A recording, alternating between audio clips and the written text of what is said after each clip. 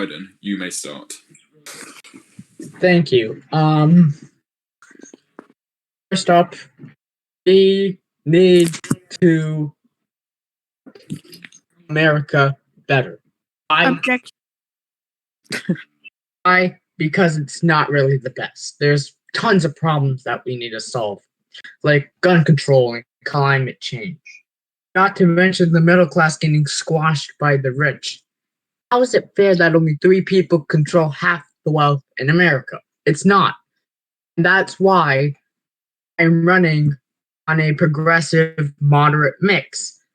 One of the progressive sides I'm running on is, in fact, a wealth tax on the richest of the rich, billionaires, and only the billionaires. See, they got too much money, and the middle class doesn't have enough. Not to mention, a fair bit of the nation is in debt. Number 2, on my progressive side, we're going to do a little bit of student loan relief. That is a major problem facing America too. Number 3, we have to slowly cut fracking, not ban it all at once.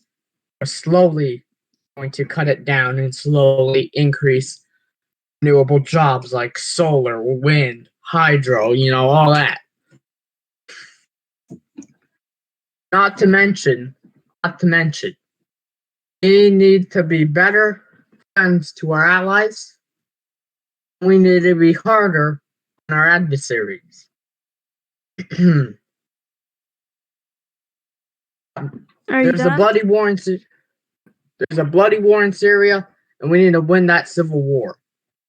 I wish to not have more lives die there. But dictatorships around the world that are allied to Russia, no, we cannot have that. And also, we have to be tough on Russia. They're an absolute dictatorship. China is going to be number 2. With that is my opening statement. Thank you. Mr. Jamaal Jones, your opening statement.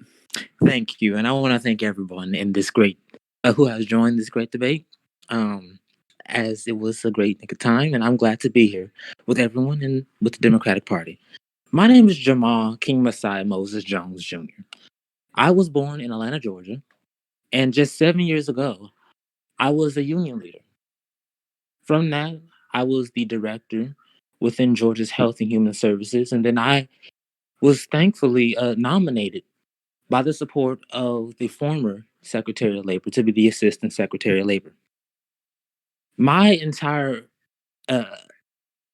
resume, you can even say, from the jobs that I had, is standing up for the people and standing up for regular unions to help out workers who are being disenfranchised or being silenced by CEOs because they don't want to increase their wages towards a living wage.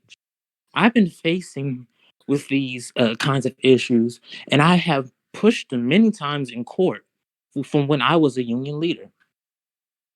From my time dealing within law, from my time dealing within unions, from my time dealing with the federal government at the time, I have consistently stand for what is right for the workers, which is the reason why I call myself a democratic socialist, because I stand for true social change within our American structured society. I believe that we need big progressive reform in order to change our ridiculous neoliberal policies that have consistently ended within tax cuts proposed by Republicans that have lasted within our economy, lasting to a recession just for the Democrats to pick up that slack, even though they are also pro-corporatist. We need to end this pro-corporatist agenda. We need to end this neoliberal agenda to act as if this is better to work upon this great country of the United States of America and actually go back to actual issues that concern the people. A majority of Americans agree that we should have a healthcare system that is ran by the government. A majority of Americans believe that we should have some sort of a Green New Deal. A majority of Americans believe that we should have a universal basic income. This is just a normal thing in other countries, but the United States is such a country towards the right that we see this as radical. We need to change that. And I want to change that overturn window to ensure that we can push for the basic needs for every American citizen. Thank you. Thank you, Mr. Jones. Now, Mr. Wyatt DiChristopher, your opening statement, please. Thank you. Good evening, my fellow Americans. It is a privilege and an honor to be here to stand on this debate stage. I first want to thank Sethi for agreeing to moderate this debate, and Mr. Jones and Mr. Biden for agreeing to debate tonight. A couple of days ago, I launched my presidential campaign with one thing in mind: the fact that a movement can turn this country in the right direction. Well, ladies and gentlemen, I've been on a mission to spread my policies and ideas to everyday Americans. I'm in this race because there are many issues that have been facing this country for many years, and quite frankly, we haven't had anyone to find a solution to these issues. Well, I have a solution: that we elect someone to the White House with the experience, character, and dignity to lead this nation, and I believe that person is me. Once we have a leader in the White House with the boldest reform that helps, we will then start to see a chain reaction of this country turning in the right direction, for the better. I have laid out a comprehensive plan on how the DiChristopher administration will work for the American people. We've seen many politicians over the years make a bunch of campaign promises, but they never really do the action. They're all the talk, but no bark. As I stand up here today, you will hear from me and my opponents debate about the issues crippling Americans nationwide. And trust me, by the end of this debate, you will start to see why my plan is America's plan. A plan to make this country work for everyday Americans again. Thank you.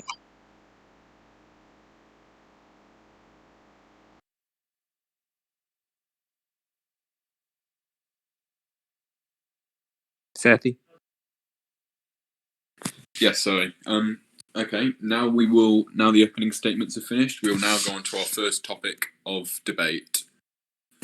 Firstly, my first topic is, what do you believe should be done about the growing epidemic of people being put into prison for small crimes and coming out as hardened criminals and creating more of a burden on the state, society, and the community?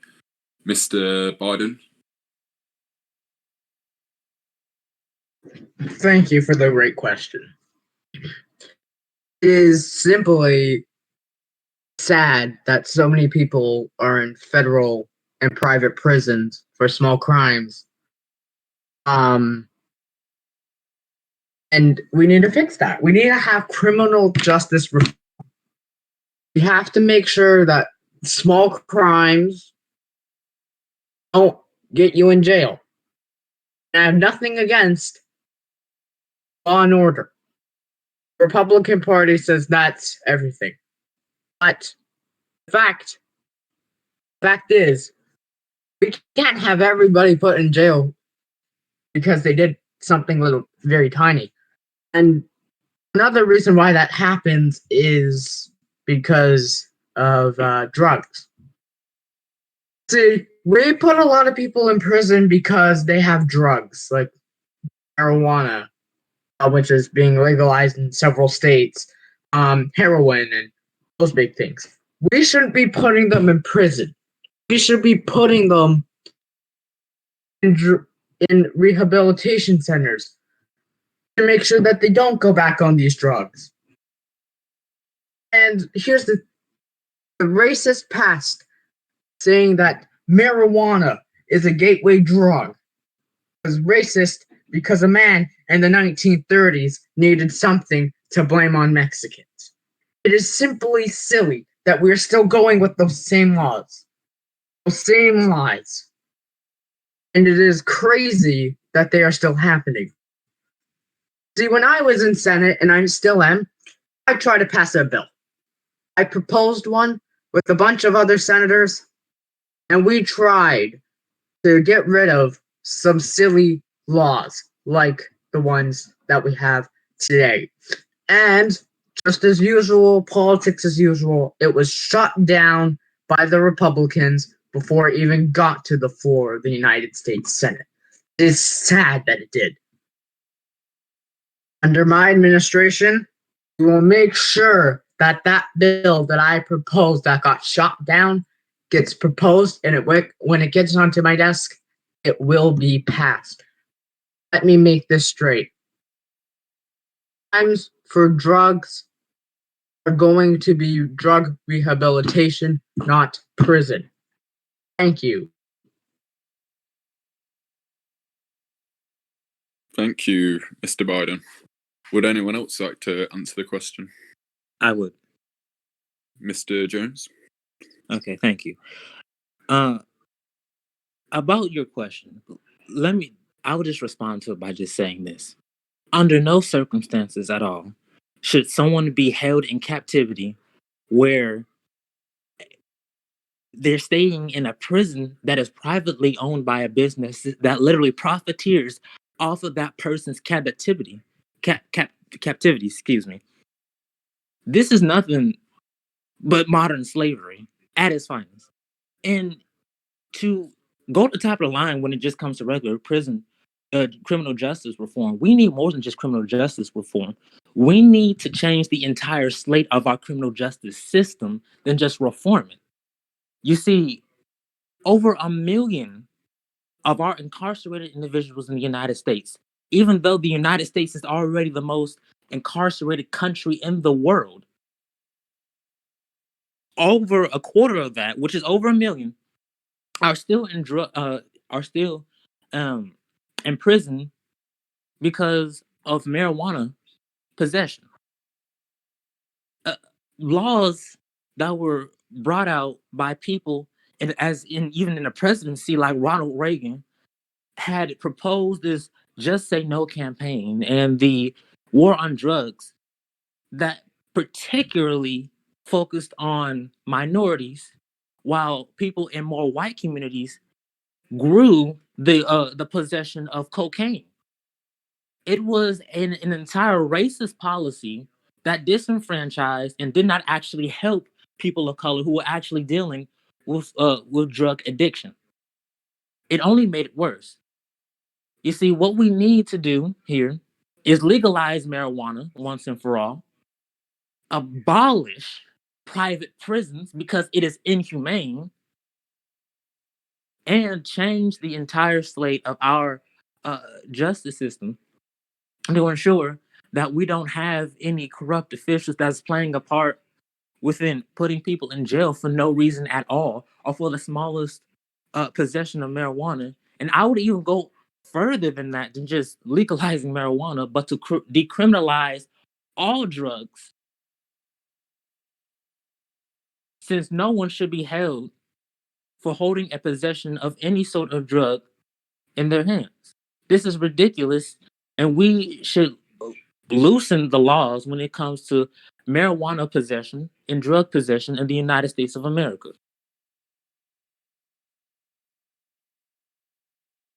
That wasn't a good answer. Thank you, Mr. Jones.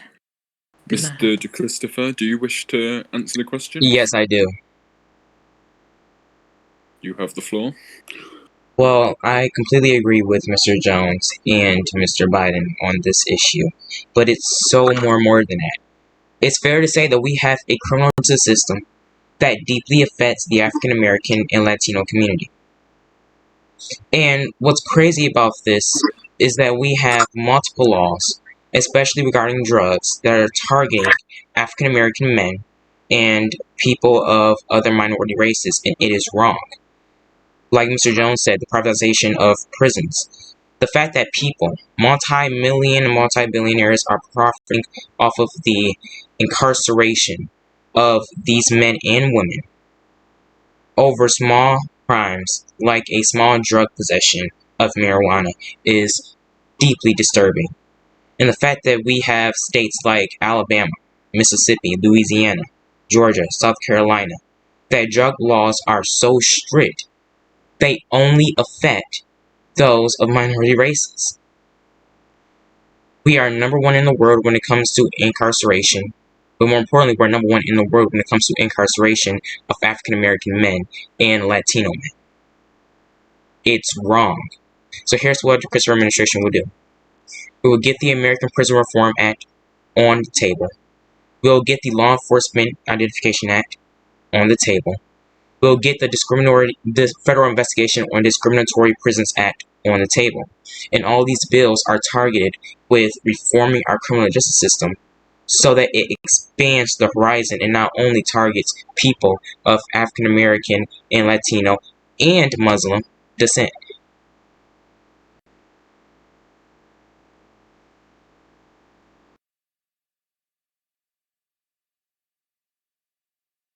I'll now hand over to our second host of the evening, Monique Henderson. Sorry. Monica. I want to remain on top of criminal justice reform, but I want to go to the flip side of criminal justice that many Americans believe is vital. Criminal justice reform. The question is, how does family violence? Hold on. Hold, I'll be right back. Give me 3 minutes.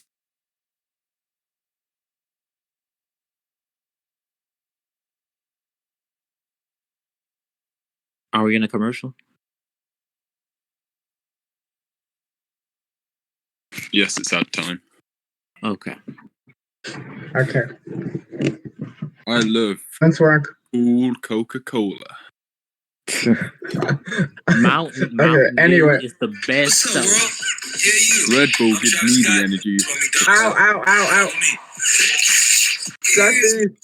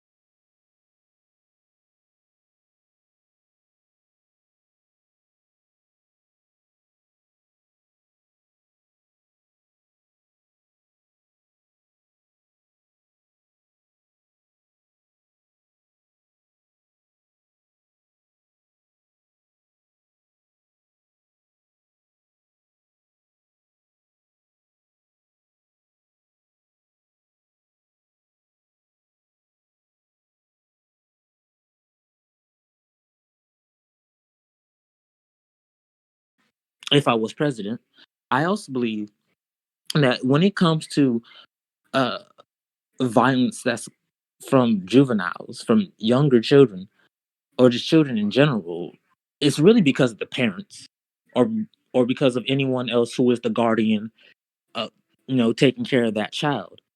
It could be an abusive family, or it could be a family that's just neglecting the child, in which that child is not really getting uh, either the love, the help, or being taught what that child needs to be taught to grow from his adolescence. I think from that, there should be a lot more discussion when it comes to how we can decrease that. And I would negotiate, instituting programs within our schools um, with my Secretary of Education if that was enacted.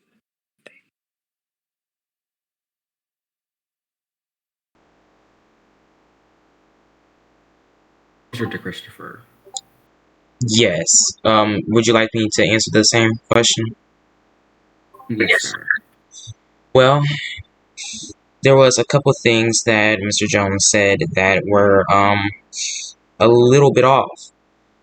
Because one, how are we supposed to fix this issue if there's no program or no department that specializes on fixing and decreasing this issue?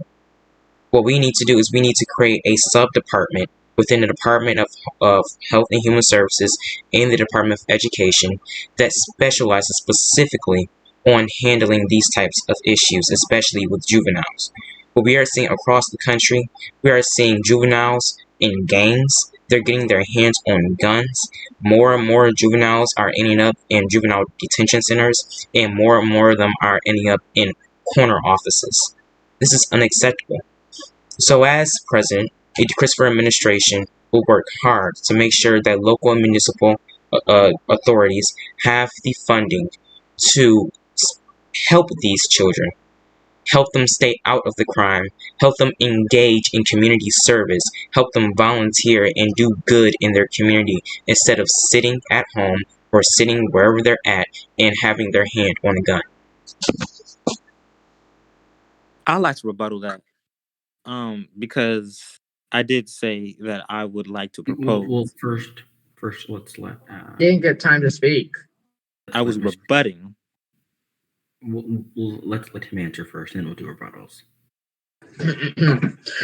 Thank you for that great question.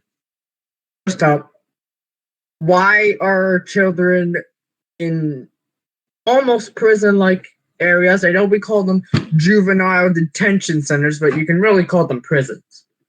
Instead of having juvenile detention centers, we should have rehabilitation centers. We should turn all those juvenile detention centers into rehabilitation centers. Let the children learn. Let them learn, serve their community, how to not get into these gangs, how to not go into crime. And also, if you have bad parents, there is the child authorities that a child can call. I know if a child is little, they cannot do that, but that's where learning and education comes into play. Now, I agree with my opponent, DiChristopher, on that sub-department. We should have a sub-department to under Health and Human Services and Education that works with both, that handles this issue. It is sad that we're putting children in these detention centers when we should really be educating them. They're children.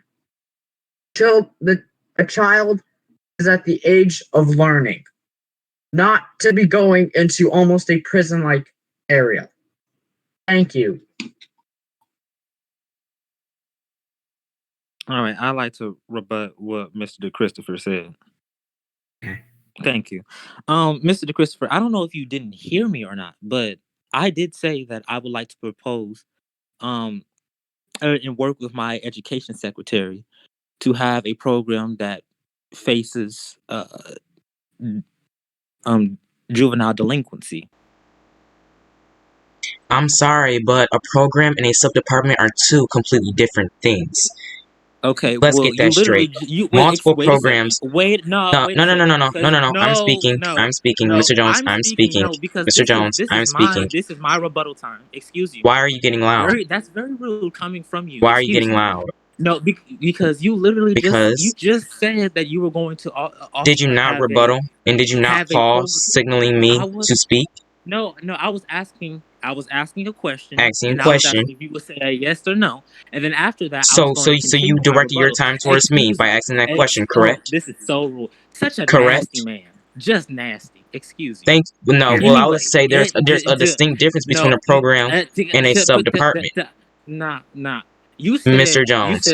a sub department within the Health and Human Services, and then you said also proposing a program within the Education department. That's what I also said. But you just said that I don't have an actual plan to actually get that done, I mean, which if you I want to did talk about rebut to. plans, I'm the only candidate on this stage that proposed a Well, if platform. you want to talk about plans, we can talk about We plans, can but talk let's about actually talk plans, about but how about you tell the let's American people also how you don't have a talk. plan, Let's how you don't have a let's plan also for everyday excuse Americans? you. You see, you don't listen. It's clear you don't listen. It's You, excuse me. And Mr. Jones, it is a clear this fact. is about It what is I a said, clear what was fact that true or false. You're clearly not. You see, just because I had called you out on it, you want to get all defensive. Excuse you. I'm not being Okay, defensive. You're the one who's no. loud. Let's go back. Let You're see. The being people loud. don't want wait. The people don't want bickering. The Um, people don't want bickering. They want Ladies and food. They gentlemen, want to know it how is we're gonna clear put that I've food on gone their table. under Mr. The Jones' American skin people want to because know he how is we're the gonna put loudest one food here. on their And table. it is clear Excuse. that he is not the most We will have experienced candidate order on in this this debate. stage. Mister. We will Okay. have order in this debate. Let's take a breather.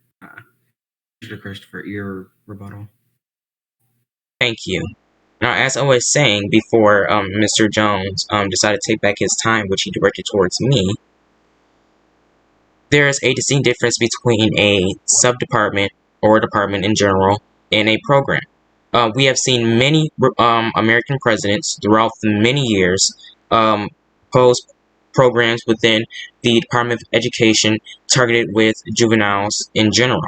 And have they worked?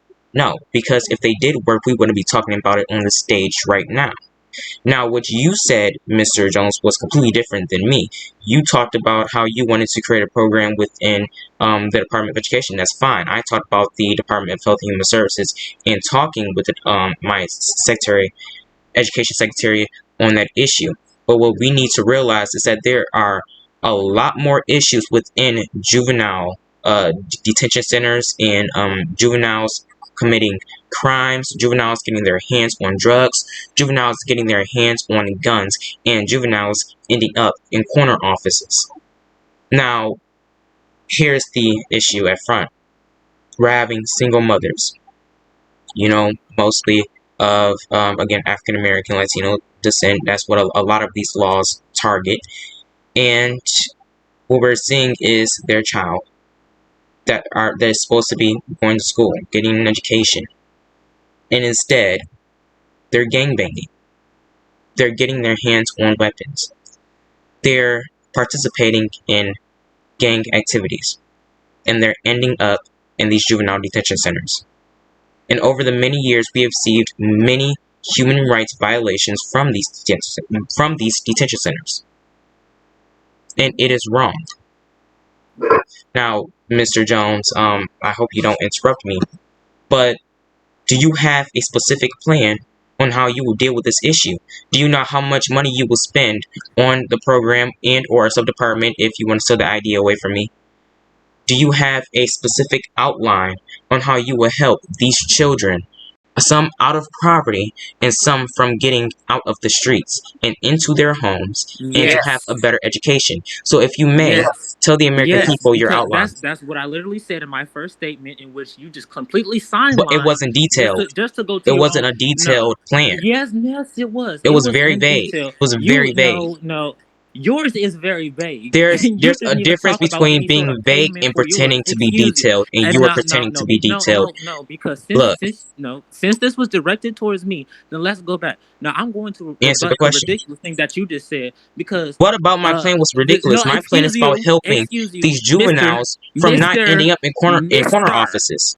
Mr. MISTER. Excuse you. Now, presidents that have in the past that have proposed programs for certain departments. Let me tell you something.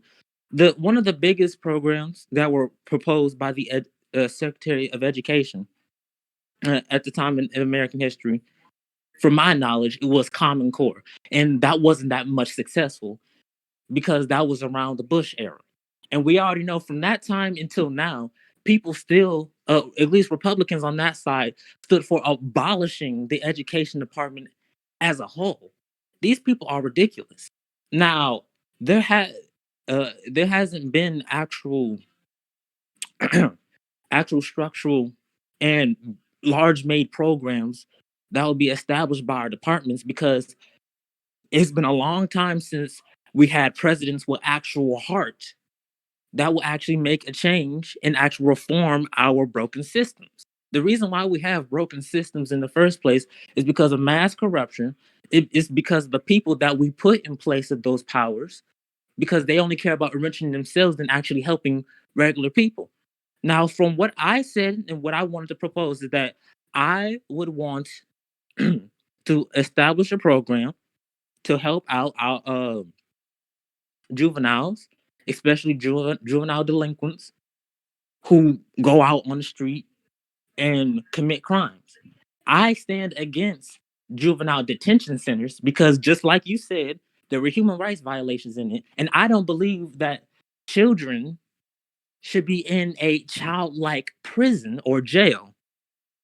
I believe that we should rehabilitate them, and I want to speak with my education secretary, who would know more than me in that sector, so we can establish a plan in that program, and even we can push for more than just one program, but actually have legislation put in place to ensure that we have less children on the streets and that we don't have destructive families that into this kind of problem. This is more than just an issue about delinquency or just in families. This also goes upon racial discrimination. This goes upon redlining. This goes upon many racist uh, uh, plans and ideas that have been proposed and been law since Jim Crow. So I think that we should take a broader look into these programs and actually change them from the root up. If I may, so you said that you wanted to close juvenile detention centers and that you were going to speak with your education secretary on that issue. If you may know, juvenile detention centers are owned by correction departments. They're owned by yes. justice departments. So why would I you speak? understand that. So why would you speak with your education secretary on the issue of closing down? Wait a second. Okay. No, Excuse me. Let me I'm rephrase. speaking. Wait a No, second. I'm speaking. Wait a second. No, Wait. I'm No, speaking. no. I'm No, I don't speaking. care that you're speaking. Mr. I don't care. Mr. Jones, I'm speaking. So let me finish. Thank you. So that tells me that you are inexperienced, because why would you speak with your education secretary on closing juvenile detention centers? And if you do want to close the juvenile detention centers, what are you going to do to make sure that them children get help besides just rehab facilities? Because again, you are just little an opportunist at the little start. Jaden, You can little let me Jaden, rephrase if who you is actually care about 15 the years issue. You can old let me rephrase from it. Roanoke, You can was just killed. you can let me rephrase it if that's what you want to Because hear. he decided to gangbang and get his hands on drugs and guns, because the people that was supposed to be looking out for him, the government, was not looking out for him. So how are you going to close these juvenile detention centers and then talk with your education secretary on closing these juvenile detention centers? So it makes no sense to me whatsoever. How are you going to do that? And how are you going to, again, how are you going to help these children let me answer get it? the Can you help let that me they answer it? need? Can you let me Especially answer it? children that Can have you let committed murder. Can you let me answer You it? need a detailed Can you let me plan. answer You it? can't just join Can this you race the let last me second and answer join it? this debate Can the you let last me answer second that question? because you saw it was Can you fit let me answer? when you No, don't have can you let no me answer? plans whatsoever. So, Mr. I Jones, do I'm have a going to plan. take the So if time. you Mr. shut the Jones, hell I'm up going for to take one the time. second, then I'll tell you my plan. Why are you using Hey, profanity language? hush. Why are Be you using quiet. profanity language? The Because American people are not right here now to win us a food fight. They're because they're trying to know how we're gonna put food on the table. because you would rather listen to yourself than actually listen to me You said it yourself. rephrase It's in the for my recording. sake. Shut up. Hush. This is live. And you said it yourself. You said that you wanted to close detention centers, Okay. juvenile detention centers, and then you were going to speak with your education secretary on that. There has been enough said on this issue. We will now move on. Thank you. ridiculous. But I Next. wanted to expand on my statement. Okay. He has Right. been waiting for a long time. You have 2 minutes. Thank you. There will be no rebuttals. Thank you. So, on top of that, during my 2 terms as mayor of Detroit, there were dozens, and I mean dozens, of juvenile detention centers in my city. We made a wealth tax that accumulated, I want to say about $1 million in my 2 terms, and I used $950,000 of those dollars to close these juvenile detention centers, turn them into rehabilitation centers. Now, of course, my term, I did not get all of them. There are still about a dozen left due to me being elected senator in 2000, which ended my term as mayor in 2001. But we still did a lot, and we accomplished a lot. And that's why I will take the plan I used for my city when I was mayor, Detroit, and put it on a national scale.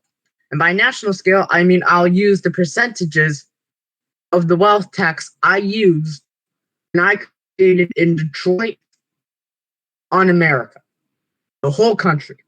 And I will do it like that, and I'll make sure that most, if not all, of these detention centers are gone and are turned into rehabilitation centers.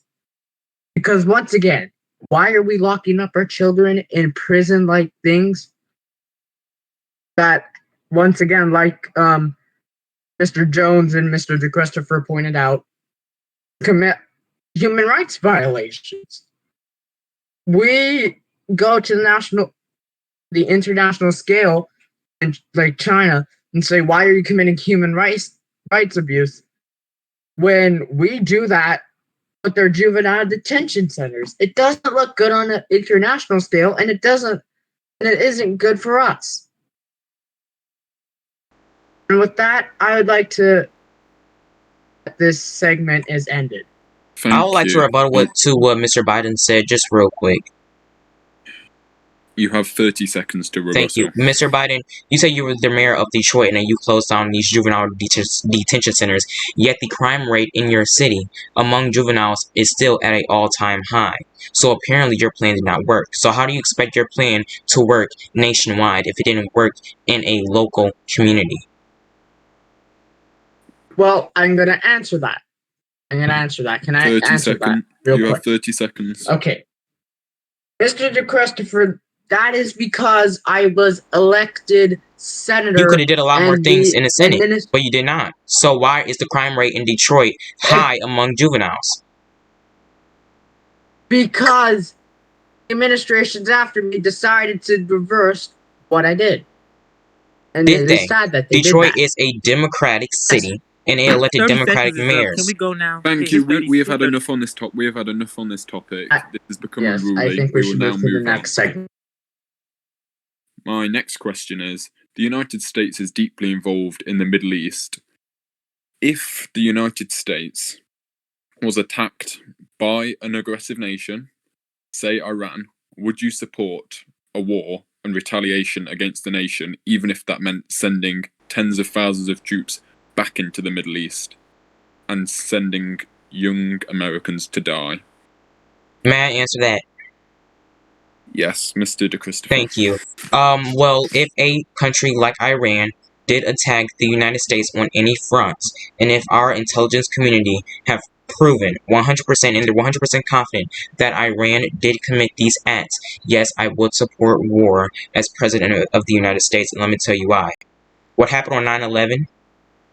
When ISIS destroyed a beautiful landmark, a landmark that symbolized freedom and democracy, that left a hole in this country till this day.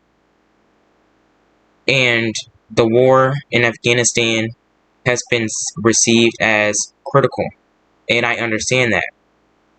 But when it comes to a direct country, not just a terrorist group, and we know that country did it, and they killed innocent Americans. I will protect the Constitution and the people of this country with the best that I can, to the best of my ability, and to the best of my constitutional right and power as President of the United States. Thank you. I would like to answer that second. Feel free. If, like Mr. DiChristopher said, if we were attacked by Iran, if I mispronounced the country, and the intelligence proves it and is 100% sure that it was the nation of Iran, we would have no choice but to declare on Iran. Now, there would be plans, multiple stages, but we wouldn't immediately put our men in. If you look at the invasion of Afghanistan, did we immediately send ground forces in, or did we go in with the Air Force first? Now, Iran actually has access to the sea. So what we would have to do, first of all, is we would have to clear out the not the Persian Gulf, the Saudi Sea. I believe is what it's called the Arabian Gulf, something like that. Not about the name, but right now we have to clear it out. As soon as we go to war, we have to bring in our navy and clear the Iranian navy out. After that, we enter stage 2. And stage 2 would probably be airstrikes on military bases, ports, shipbuilding facilities, and airports that are used for military causes. After that, then we would move to stage 3. Then we would start putting ground forces in there. Then we would start the naval invasion. And we would need help from our allies. That's why Saudi Arabia and Turkey would be vital in that effort. Because Saudi Arabia will give us a chance to naval invade. May I Turkey rebuttal? will give us a direct ground border to attack from. This is why we need our allies to fight with us. And this is why we can't betray them. And with that, I'm going to end what I'm going to say. May I rebuttal? May I rebuttal? No. Please, please. No, No. it's only going to take 20 seconds. No. You know what? Jones No, will, Mr. Jones, go Mr. first. Jones will give his Moderator, statement first. I think Mr. Jones should speak. Yes. Okay, Rebuttals will have to happen after. Can you tell me can you ask me the question again? Oh, of course. Shut up. If a conflict was to break out in the Middle East, which was ignited by Iran, would you support sending thousands of troops back into the Middle East and young Americans to die? Okay, firstly, that will be a no. And another thing, we have 2 war hawks in this in this debate right now. We have 2 war hawks that literally went over the question and talked about ISIS and all the other stuff attacking America. First of all, the question was, which from what I had heard from the moderator, was that if Iran had started a war with other Middle East countries, would we intervene? No, we have done enough American intervention in Middle East. ISIS coming back and starting the Syrian civil war, lasting for over 5 years, was because of American intervention itself. Let's not start another war in the Middle East that will only destroy that region even more and increase more Islamic extremism, simply because of the actions of the American government itself. It took 12 years after 9/11 to actually find and murder Osama bin Laden. While in those 12 years, we went to Iraq, a country that wasn't even a part of the 9/11 attacks. We attacked them because of some weapons of mass destruction, which we found out later was a fallacy, and it was only an action to increase American oil in the Middle East. It was a destructive war that literally killed over 1 million Iraqi citizens. That's inhumane enough. That is nothing but a war crime. And what I'm hearing from both of my opponents here are basically plans to initiate more of a war crime. We need anti-military intervention. We need to get away from the Middle East because we have already done enough harm. We need to stop aligning ourselves with one of the most extreme governments in this world, which is Saudi Arabia. We need to stop coddling ourselves with dictators simply because they have some sweet oil, which is going to go out of use in the next 50 years. Let's stop coddling to dictators and actually stand up for democracy. And if that means stepping our noses away Makes from what no happens in the sense. Middle East, then that's what I will do as president of the United States. Mr. Sethi, if I may ask, can you serve and mute Jones and Biden while I speak? Because I don't want them to interrupt me speaking, and it's very important. And I ask that you do the same to me when they're speaking. I don't need to be server muted. I'm good. But I don't want you to interrupt me. You will have 2 minutes for your rebuttal. Thank you. Hold Now, on, before moving. What? Say it quickly. Okay. I would just quickly ask before Mr. DiChristopher starts time that I rebuttal after Mr. DiChristopher. Very well. Now, your rebuttal, Mr. DiChristopher. Thank you. Okay, now moving on to Mr. Biden. If you were smart about national intelligence and national security, you would know not to put war plans on the national front for them to know what you are going to do exactly when they attack our country. That is something that you do not do in the interest of national security. And now, as to Mr. Jones, I believe the question was if the country of Iran attacked this country and killed innocent Americans, and you said that you will not go to war. Now, I appreciate that you want to save lives. That's good of you. But if they attacked our country, whether it was a nuclear warhead or if they did a full-on scale naval or army invasion on our country, that needs to be addressed. And you saying here that me and Biden are war hawks and that we are not going to sit there and attack those countries is ridiculous. If you were smart about warfare in general and knowing that those countries were attacking our own and killing our own, you would know that it is in the best of your interest as President of the United States to protect the United States of America and all of its citizens, all in the above. Ridiculous. Thank you, Mr. Biden. Mr. Biden. Thank you. And you know what? I'd have to agree with Mr. DiChristopher on this one. Mr. Jones, me and Mr. DiChristopher are not war hawks.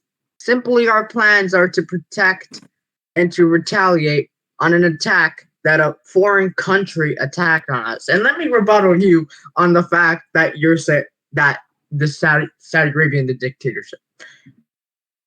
They are making baby steps, and I mean baby steps, toward becoming a better nation. And they are also a really good ally, not because of their oil, but because the fact that they're right there next to Iran. And if Iran were to attack us, Saudi Arabia is right there. And let me bring up Turkey as well. If Iran was to attack us, Turkey is right there. If Russia, for some reason, if Putin decided to actually be dumb for once, Turkey is right there. Not to mention we have a bunch of European allies for that, but still, Saudi Arabia and Turkey are vital allies if Iran were to attack us. That would be my rebuttal. I would like to rebuttal. Just Yes. say hi. 30 We will be seconds. going to. Thank you. Sorry. Hi. Firstly, to respond to what the ridiculous statement that came out from Mr. DiChristopher, and don't interrupt me because I didn't do that to you, is that first of all, he didn't even hear. He can't even hear the exact question, and he just flipped it to sound like that I'm against American lives. First of all, that's not the question that I was asked by the moderator. You weren't even asked that exact question, but you flipped it around to act as if it was Iran that was attacking American lives. Excuse you. First of all, we can't have an American leader that can't even hear basic words, basic statements that's coming out of people's mouths. That's coming out of important questions that people want to hear when it comes to foreign policy. If you can't even do that, then how you fit to become the next president of the United States? That's completely ridiculous. And to respond to Mr. Biden, now I have tremendous respect for you, but for what you did was ridiculous. You can't just give out a plan of retaliation on national television. We all know that. But another thing, first of all, Saudi Arabia, making baby steps or not, they are still beheading people because they are gay. They are beheading gay people in their country. If you call that baby steps, excuse you, that is not. They are still an authoritarian nation, and we should not ally ourselves with people that are that psychopathic in the 21st century. Are you mad? Excuse you. No, we need to encourage democracy across the world. We need to ally ourselves with more democratic countries. We need to Let be me ask you a question then. Wait a second. Wait a second. We need to be an example of true democracy by strengthening our own democracy and tramping down all sorts of voter suppression that has been all the way brought up by Republican-held state governments since Jim Crow. This is the things that we need to do. This is the things that we have to do, and this is the plan that will be the forefront of my foreign policy if I was the president of the United States. Now, please ask me that question. Okay, go ahead. Let me ask the question. Mm-hmm. If Saudi Arabia were to stop being our allies under your administration, where would we find another great ally that's right next to one of our biggest adversaries? Tell me. Let me tell you something. Why do we have to ally ourselves in the Middle East in the first place? We just started allying ourselves in the Middle East when George Bush became president, and he only did it because he made a deal with the Saudi government at that time to put military bases around specific locations in Saudi Arabia, in which It's been longer than that. wait a second. I know, in which they would have a hold on some of the oil rigs that were promoted by rich Saudi oligarchs, in which one of those Saudi oligarchs was related to Osama bin Laden himself, who was strictly against America intervention. So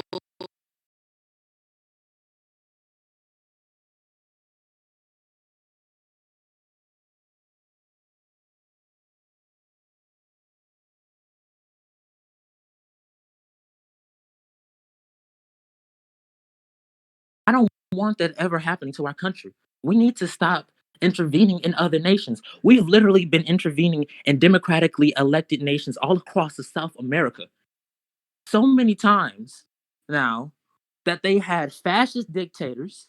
They just had a fascist dictator after just 2 years ago in Bolivia, simply because of lithium, and that was because of one corporation called Tesla, so they can have more resources to put into their cars.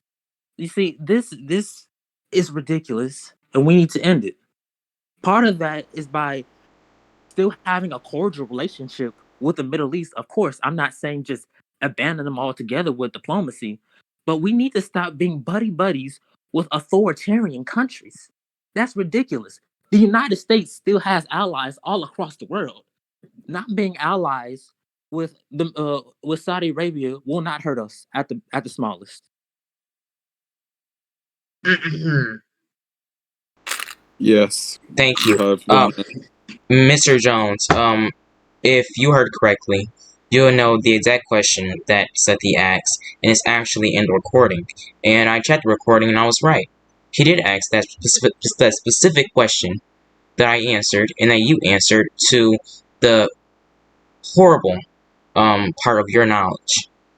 You sit on this stage and you say that you have the biggest foreign policy plan, that you're going to do this and you're going to do that, yet you have not released a platform announcing your foreign policy plans whatsoever. And to Mr. Biden, yeah, I was right, and so is Mr. Jones. You were ridiculous in sharing warfare plans on how you would deal with authoritarian nations. Now, back to Mr. Jones. You said that you would not go to war with Iran if they happen to retaliate or to potentially attack the United States, and then you said that we should not be buddy-buddy with authoritarian countries. What sense do that make? Now, back to foreign policy. Let's compare foreign policy. I'm speaking, but let's go to foreign policy. Jamaal's plan is like a PowerPoint, and Harry's is much, much smaller. It's a post-it note. While I have a 27-page platform with a 3-page foreign policy plan that details how we will get an Iran nuclear agreement on the table, a North Korea nuclear agreement on the table, and a global nuclear agreement on the table. And if Mr. Jones is too small-headed to understand that in order to protect Americans nationwide, especially those that are in the Middle East and around Iran, and if they ever get hurt by the retaliation of countries like Iran, we need to retaliate back to let them know that the United States is nothing to play with, and that we will not stand for anything like that whatsoever. Now, rebuttal. Okay. Please Okay. do. Hush. First of all, who in the hell let Elizabeth Warren on the stage? Because that's what I'm hearing from all the PowerPoints and all that. First of all, it is from PowerPoint. Hush, Elizabeth Warren, because from what I said about my plan on foreign policy, it would fit more. It would be larger than just a regular PowerPoint, and I'm pretty sure Mr. Biden would be larger than a post-it note. You do not have a 27-page article, whatever the hell you just said. I said 27-page platform with a 3-page foreign policy plan, and I do. Excuse you. Please state your facts to the American people. Excuse you. Stop exaggerating your falsehoods to the American people. This is why. It's not a falsehood if I posted it. I'm still speaking. The only candidate on this stage that wrote a platform. This is why American voters want leaders that tell the truth and that aren't liars like What lie did I tell? Or yourself, Wyatt DiChristopher.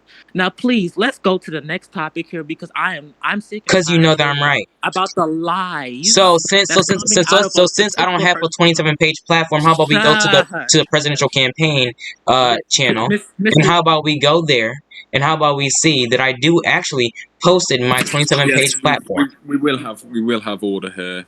This has gotten out of control. Both sides have used their rebuttal time up. Mr. Biden, do you wish to use your rebuttal time? Sure. You have 1 minute. Ridiculous. Don't have a foreign policy plan, and then you attack me based on my foreign policy plan, but mine is much more logical. Mr. Jones said it's ridiculous. Have to stop being buddy-buddy with authoritarian nations. Okay. And also, Mr. DiChristopher said, I have a post-it note. I have a bigger brain than a post-it note, Mr. DiChristopher. Still, I have a plan ready, and I just have to type it out on a doc. A Google Doc that's 27 or something pages. I have a plan ready. It's just I haven't put in a platform yet. So, what was that attack? What was that attack? I'll tell you what was the attack. You've been in this race for almost a week now, and you do not have a platform whatsoever, especially one dealing with the topic foreign policy, a topic that we're debating right now. Whereas I'm the first candidate in this race, Democrat, states' right, progressive, and Republican that actually have a platform that I've shared with the American people and that I'm sharing right now on this debate stage. Now, if you want to say that you have a bigger plan, fine. You should have typed it when you had the chance. Now, for someone like Mr. Jones, when he just joined this race about an hour ago, Hold on a second. you need to have what? I don't have the time to write up a platform because I got a thing called school. So do I. But I still made a 27-page platform on the ideas that are crippling Americans most. Can we go? I'm done with this. Next topic. Because it's apparent that these people up here are not experienced whatsoever. Yes. You're not experienced at all. But I have a platform that is detailed that shows my experience and expertise on the issues that are crippling Americans the most, while you do not. You are the Attorney General of New York. Tell me, what bills have you written? All the experience in the world? And as Attorney General of New York, I've written multiple bills targeted with criminal justice reform. What have you written? Thank you. I do not want to have to mute people again. We'll move on to our next topic. Our next topic, sorry, should I say question, is there is... oh, sorry. What would be your healthcare plan, and how would you... What is your healthcare plan, and how do you plan to make healthcare more accessible to the everyday Americans? May I answer that? Yes, Jamaal may answer first. He's come last. Okay, thank you. I believe my plan is a single payer or Medicare for all system in which we will give another choice towards the American people of how they want to choose their healthcare. Part of my plan will also cancel people's deductibles, co-payments, and premiums. We would also plan to cancel medical debt. And let me tell you about this plan. The cost of my plan will be $2.1 trillion. Part of that how it's going to be paid is by Wall Street speculation and by establishing a wealth tax. Now, on this healthcare plan, this is not radical as it would seem to other countries, because other countries already have universal healthcare. No matter how different kind of plans that they have, from Canada, from the United Kingdom, from since they have a national healthcare system, we need to ensure to the American people that they can have fair and free healthcare that will take care of their eyeglasses, that will take care of their prescription drugs and basic needs in their life for healthcare. I don't think for what I'm saying is radical. I have my plan set in place. Whenever you will ask me about my healthcare plan, I will always be consistent on it because I have always been consistent on my stance on healthcare. No one should be in medical debt in their 80s, and they had it since they were 25 or 30. The same thing when it comes to student debt, but that's a whole nother line. I want everyone to have the opportunity to have access to fair and free healthcare that will be covered by the government, which we will grant another choice towards the people, and ensure that no one will be left behind in our great healthcare plan, which I would be calling it Washington Healthcare, naming it after Washington, D.C.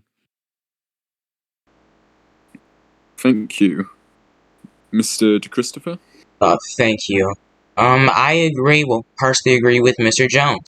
As president, I will introduce a Medicare for all-like system that ensures full coverage for every legal citizen in America who is not a member of certain health insurance coverages. Look, more than 87 million Americans are uninsured or underinsured in this country, and that includes children. Most black and brown children. And that is unacceptable. But what we need to do is make sure that when we institute this Medicare for All plan, that we know how to pay for it. And Mr. Jones said that his plan will cost $1.2 trillion. I don't know if he said how he'll pay for it. At this point, I don't care I about it. did. I did. No, Okay. it was 2.1 trillion. 2.1 trillion. Oh, 2.1. Okay, that's good for you. Well, let's talk about my healthcare plan and what it will do. First, it will ensure that no American dies or become ill because they cannot afford proper treatment or afford to see a doctor. And I will eliminate the so-called in-network doctors that any American can visit and any doctor anytime. And Americans are projected to pay $12 trillion in healthcare costs over the next 10 years. And I have a plan to bring that number down to zero. As president, I will eliminate the in-network healthcare programs that limit the care American families can receive on vacation when they are away from home. This will also save American families millions of dollars. What we need to do is we need to look the GOP in the eye, because it is the GOP that is trying to get rid of Obamacare, the current healthcare system that we have in place, and they're trying to institute an incompetent American Healthcare Rescue Plan, which is ridiculous because it's not detailed enough.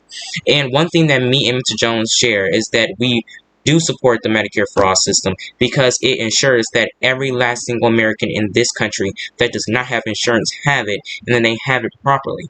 Now, for the past of many years, many progressives like me and Mr. Jones that have tried to introduce a Medicare for All system, we've been told, oh, you can't do that because our healthcare system is going to be a system like Canada's or systems like the UK. You're wrong. We are the United States of America. We are not Canada, and we are not the UK. And in order for healthcare to be a top priority and to make sure that all Americans are receiving the quality healthcare that they should receive, we need to invest into rural hospitals. One hospital in particular that I am looking forward to invest in as president is Grady Hospital in Georgia.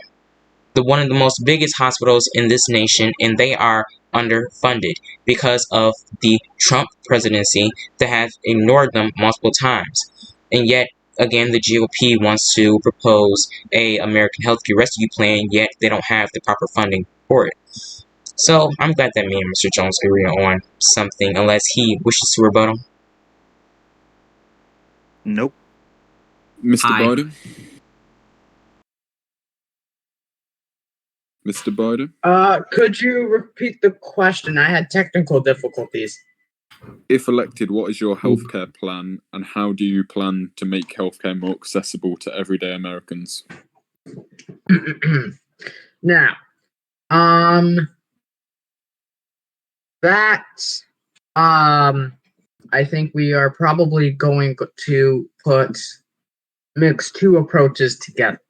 And what I mean by that is some form of a Medicare for all, but still have a two-payer system or a two-thing system, in which government will provide everybody public insurance, but if you decide you want private insurance, still have private insurance. That is what I'm going to do. The cost of it is going to be pretty much how much Medicare for all is going to be, which is basically the only spending part of it, because if you want private insurance, you can have it. I don't want to completely take away private insurance. Now, the progressive wing of the party probably is disagreeing with me, and I believe my opponents are probably shaking their heads at what I just said.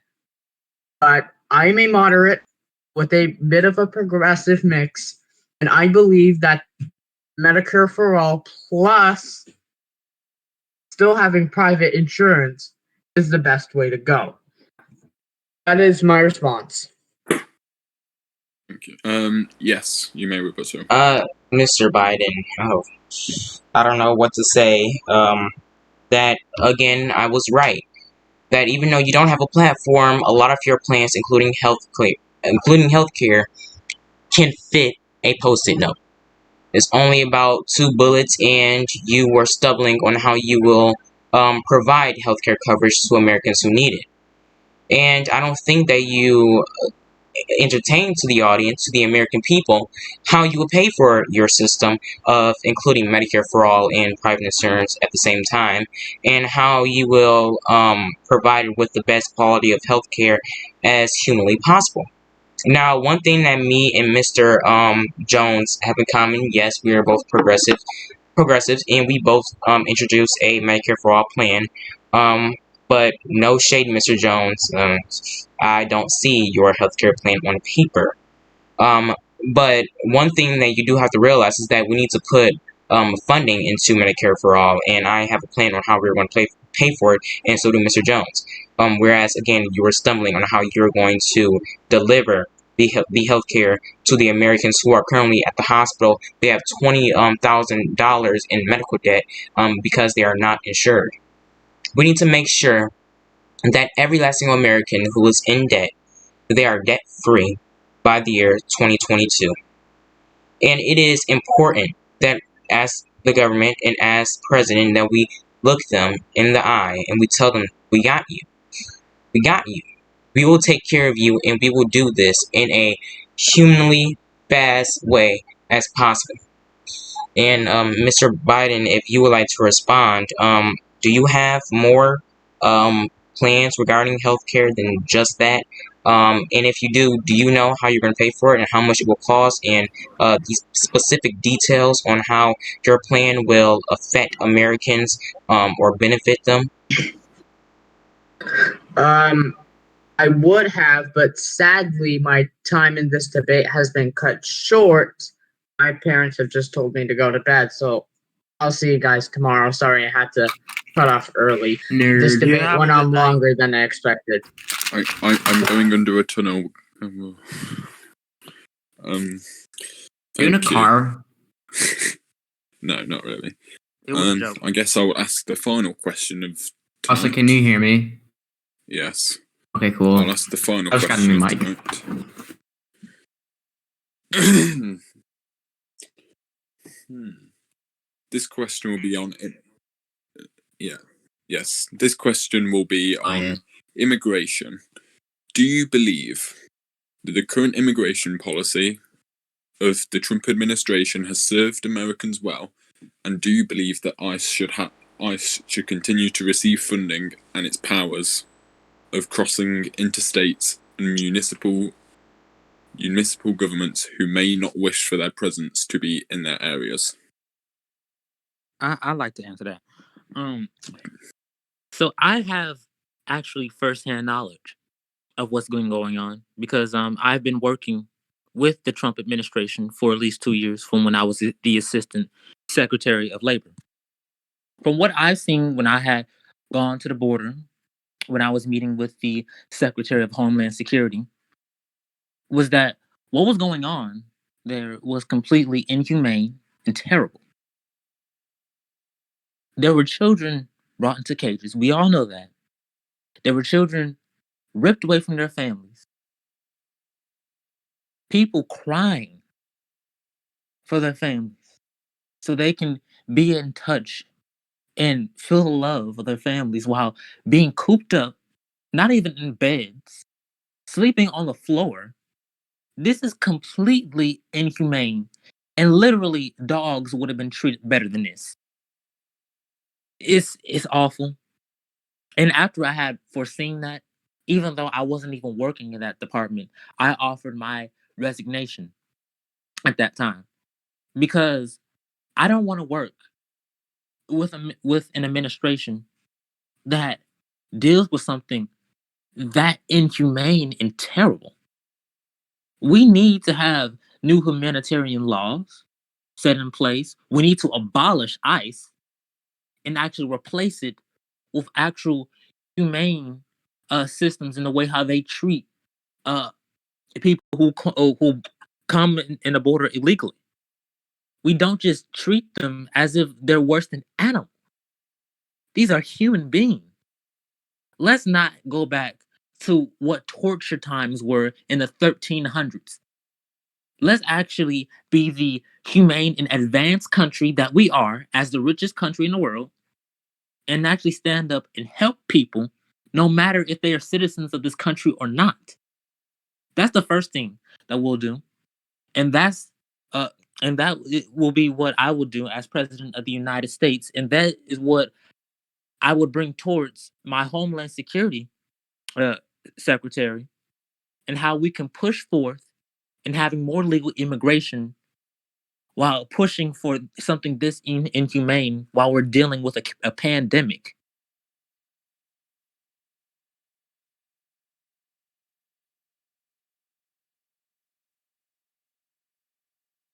I'm done. Very cool. Mr. DiChristopher. Thank you. Well, here's the first problem. You work in the Trump administration. Well, I'm going to act like I didn't hear that. What we're seeing at the southern border, we are seeing children being separated from their parents. We're seeing them being locked up in private detention centers. And we are seeing the people that own those private detention centers profiting off of the incarceration of those children. And it's wrong. And another thing that has been going on is segregation in these detention centers. We're seeing the segregation of race, the segregation of ethnicity and nationality, the segregation of gender, of sexual orientation in these private detention centers. And it is wrong. The only time that you should segregate another individual, a detainee, is if they have a health condition where they cannot be in that crowd. But another thing is human rights violations. Why in the hell are we having human rights violations within our Department of Homeland Security? It's not right at all.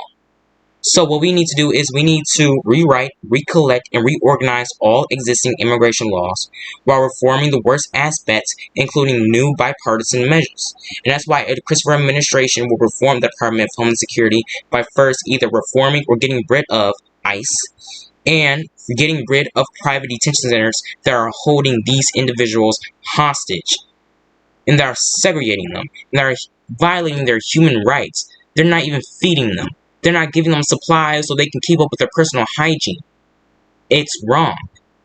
And the fact that we have a president in the White House currently that has done nothing whatsoever when it came to the Department of Homeland Security or immigration to help these individuals, to make sure that they are still treated like humans, because they are still humans.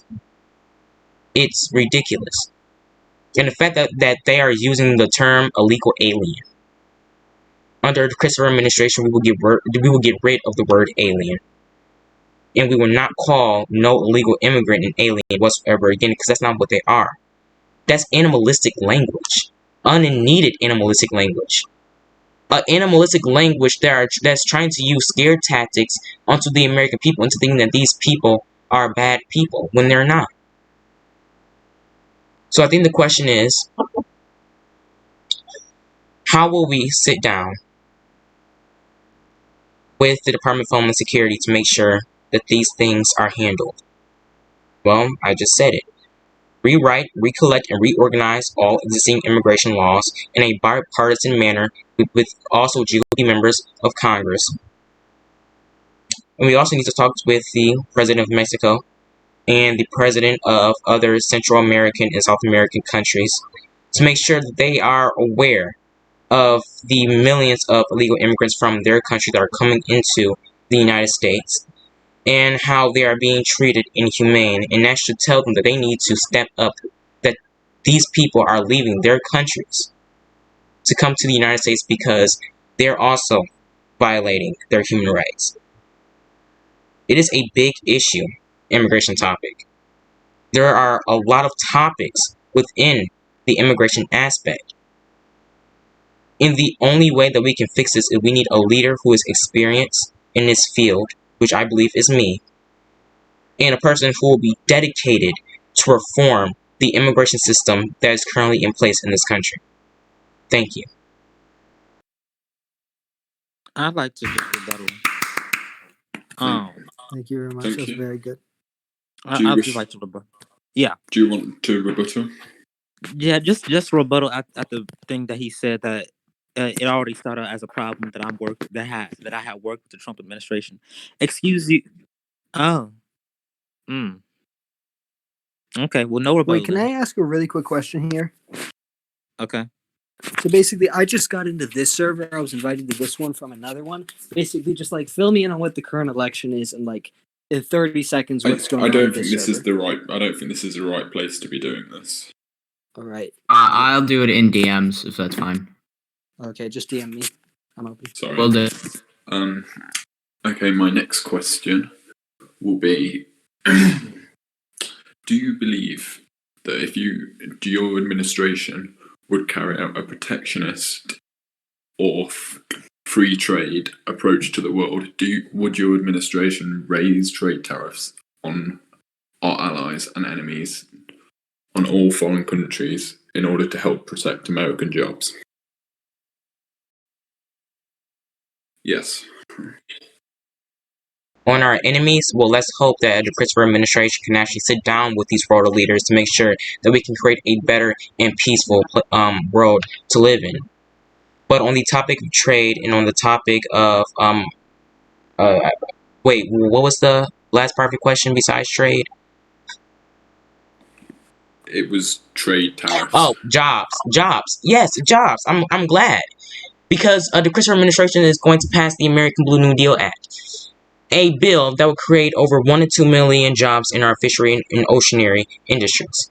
And I am glad to introduce this plan to the American people because it is very important that we pass this act in order to combat climate change, to clean our waters, like we're seeing in Flint, Michigan, where they are literally drinking nasty, dirty water, and their local health officials are saying that it is safe when it is not. And I think what the DiChristopher administration would do, I believe what the DiChristopher administration would do, and what I will do, is work with our allies like Canada, the UK, France, Italy, Spain, to make sure that our trade, our exports, and our imports are protected at all costs, and that we have a good forefront on that. But again, in the topic of American jobs, I have 2 to 3 bills that are targeted with bringing back American jobs back to America.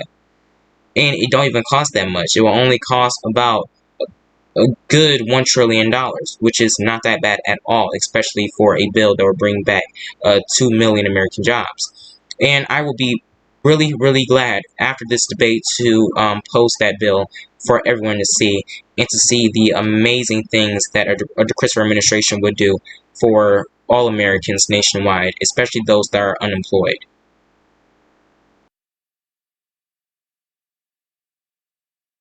Mr. Jones? Okay, I'm gonna answer just plain and simple. I think that we should be protectionist, but we should definitely raise tariffs to the countries that have put their own citizens in either concentration camps or uh, illegally surveyed or done anything else that would terrorize their own citizens just for the increase of intelligence towards their own central government. For acts like that and for authoritarian countries like that, we should raise tariffs and and trade more closely towards our other foreign allies.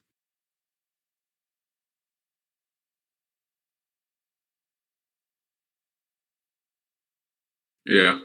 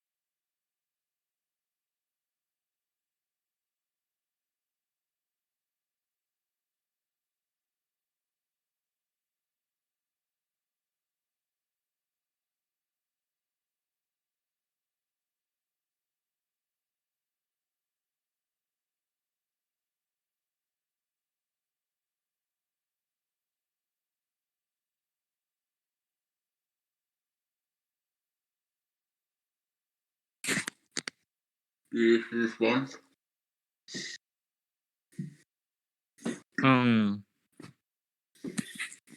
Was that a rebuttal against me? Okay, then let's go on. Could you continue the meeting?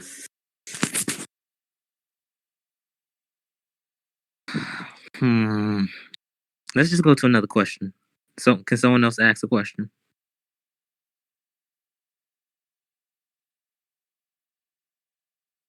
Okay. The topic of gun control and gun reform. All right, I actually have a good question for that. I mean, that's pretty basic, but gotta cool back. It kind of basically a few days ago, a very tragic event happened not too far from here, where a young boy was shot and killed. What would you guys be doing to protect the youth from gun violence and preventing other cases of gun violence against children? Oh, we already had that question. I don't care. I'm asking it again. May I just answer that question? Well, when it comes to that specific case where that child was murdered by gun violence, that hits close to home. And I feel for that family, and I would like to send my condolences to the family of that gun violence victim. What we have to do is we have to ignore. I'm sorry. I like to just rebut that because that was just. Well, may I? I know. No. May I finish? No. May I 1 second. finish? What? No. Just May let I Wyatt finish? finish. Okay. Thank you. Now, like I was saying, we need to tell the GOP that we will not stand to their pro Second Amendment rights, and that they don't want automatic weapon bans or universal background checks, because that is ridiculous. We are seeing every single day people that are getting murdered by guns and because of gun violence, and it is out of control. A loved one of mine was a gun violence victim. So, of course, this issue does hit close to home, and here's what the DiChristopher administration will do. We'll pass an act that will be targeted with enacting universal background checks nationwide.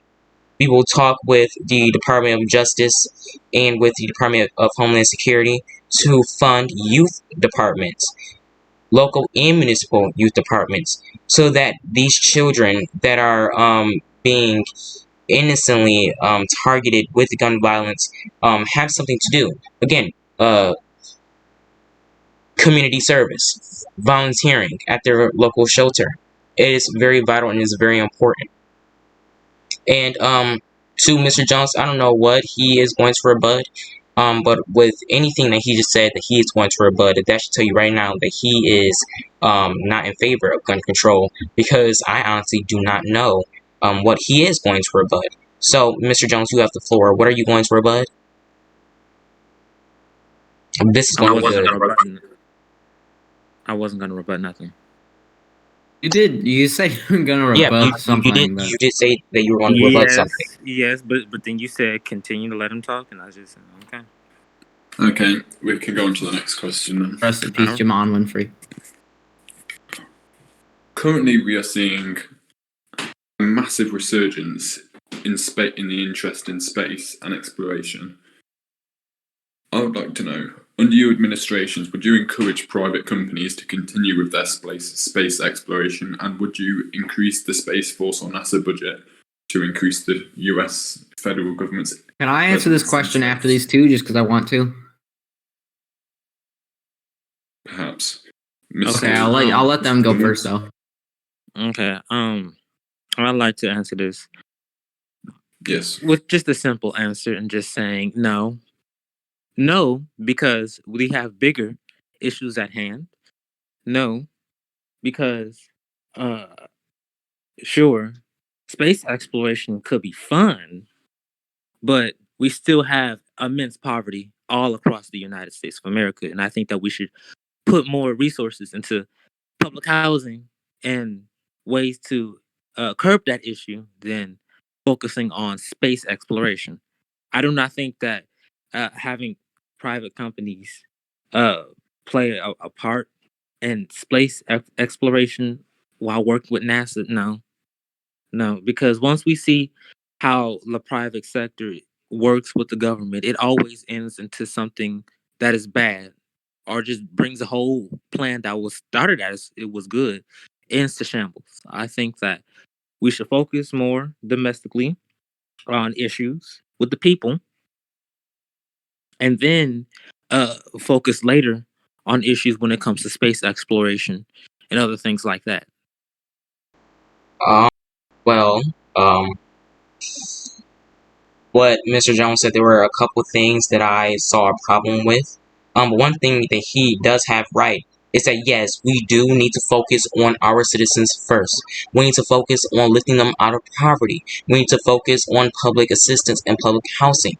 We need to focus on passing the Universal School Meals Act so that kids in low-income households can have food that they can eat from school when they don't have food at home. Well, regarding to what he said about private sectors engaging with the government, and it always ends in bad things. Well, there is some truth to that, and there is some lies to that. For example, Perseverance, when it landed on the moon, that didn't end it badly. But I can't see his point on that specific issue. Now, regarding space exploration, the Christopher administration will not put that as our priority. We will not, because our priority will be helping the American people first. But I do think that it is fair that we do still continue our research and a little of our investment money on space exploration so that we can still know stuff about astronomy and our science and that field in science. And I think that it will be very fundamental and very vital to those who are studying space exploration in colleges and also in secondary and high schools. Now, regarding the private companies like SpaceX and other countries, look, yes, Elon Musk is making billions of dollars off of this, and that needs to stop. But we also need to realize that is his company. And let's be real, SpaceX, when they are engaging with the government, they are not doing barely anything wrong on their part. And to be fair, companies like SpaceX is the reason why Perseverance landed on the moon. So I do think that we do need to be, what's the word I'm looking for? Grateful of space exploration because of the knowledge that we know now. And we also need to be careful in dealing with space exploration so we can handle the issues crippling Americans most here at home.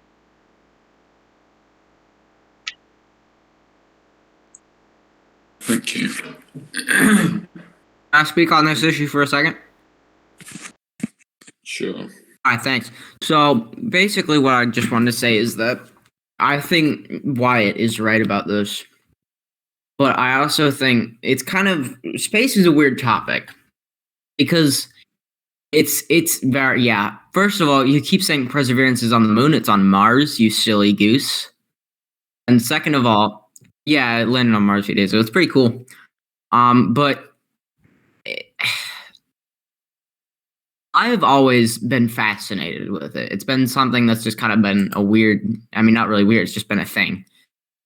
But you should not be putting it first. You should definitely be putting the people first. However, it's becoming a worrying thing that we might go into a second space race with China, as they have very much furthered their space technology. So I think that we should still give NASA some funding, but we should definitely work with companies like SpaceX to help our future space exploration and all that shabazz. Thank you. Yeah. I think the important question is, do we want to get into a space war with China, or do we want to help the American people here at home? And a lot of people think about the topic of space exploration, especially in politics, and putting the people first. They think that it means defunding NASA. The DiChristopher administration, it does not mean that whatsoever. Well, instead, what we need to do is we need to continue the research that we have already conducted on space exploration, and we do need to invest again into some money. We can't just take and defund NASA and our space exploration programs to zero. That's ridiculous. To continue these research, because again, it has helped change the lives of many people and science in general. Look at many decades before this, many centuries, many hundreds of years ago. Science have contributed to human development, and it is a fact. So that's my opinion on that. Is this our And last topic? I'd Next just like to question. quickly state that Oh, I just we like to can do quickly. one final question. I'd just like to quickly state that he's very right on that. There's one specific part that he was right on, and I can't remember good. So yeah, I'll stop talking now. Have a nice day. We'll go on to our final question. Do that. It is becoming increasingly clear in the Western world that we are moving towards a post-growth economy. This can be seen as Japan, as their population plateaued back in the 80s/90s and has only continued to actually decrease, and their economy has become stagnant and little economic growth is generated. This seems to be the future for most Western countries as birth rates continue to decline and governments take anti-immigration stances. My question is, how would your administrations prepare America for this future? I'd like to respond to that. Now, on the birth rate crisis, we need to, of course, increase more funding and research on health, to ensure that we lower the birth mortality rate, and to ensure that we increase the United States hold for immigrants, because this nation was founded on the hands of colonizers, but it was populated within the centuries by many other peoples of different colors and backgrounds, no matter if they came here by choice or not. Sadly, personally, I believe that the United States will be different in the way how it is compared to other countries like Japan, which still under their own constitution they can't even go into war because of their new constitution that was influenced by the United States at the time. So I do believe that they are in some sort of hold by the U.S. that could play a part in their stagnant in the economy. But for our economy, it is clear that that's not really going to happen here. But in a way to actually not have that happen, we need to stop investing into the military industrial complex, where we have just brought over $300 billion more into military, while social safety nets and social security have been cut by this current presidency. We need to flip that around, focus on the people, uh, ensure that the rich pay their fair share, and that we close tax loopholes and tax exemptions to people who make over 10 to who make over $10 billion a year, which is one of the richest people in America, who are competing to be one of the richest in the world, which is either Jeff Bezos or Elon Musk. They both have a terrible history when it comes to taking care of the workers, and I believe that we should strengthen workers' unions so they can have the strength to fight these big CEOs, so they can have a living wage to give towards their workers, so they can have better working conditions. Because from what I'm hearing, because my mother, she used to work in Amazon, and she even told me a story uh just last week. Well, we'll just say years ago, last week, that during COVID, a man died in the bathroom. When he had died, it was known by everybody else in that facility. They were still told to work, even though there was a rotting corpse in that restroom. They did not care. It was the same thing that happened in the city of of of Abbott, Texas, in which a woman had caught COVID-19 while she was with 20 other workers in that one Amazon facility, and she died right there on the factory. People were literally texting on Facebook saying how the company is still making them work after there is a corpse there. These companies have no remorse. And the same for Elon Musk and his company. They literally cooled a government, Bolivia, just to get their lithium for their cars. These companies will not stop at any sort of way to get what they want because they have no resistance or no regulation by the US government. And I will change that so the rich people can pay their fair share so we can have a modest corporate tax rate, and while also giving the people and the workers a choice and a voice to stand up against these big conglomerate corporations so they can have the money, so they can have the equity for their small businesses, and so they can put food on the table. That is the plan, and that's the future for a Sean Washington. Oh shit! I mean Jamaal Jones presidency.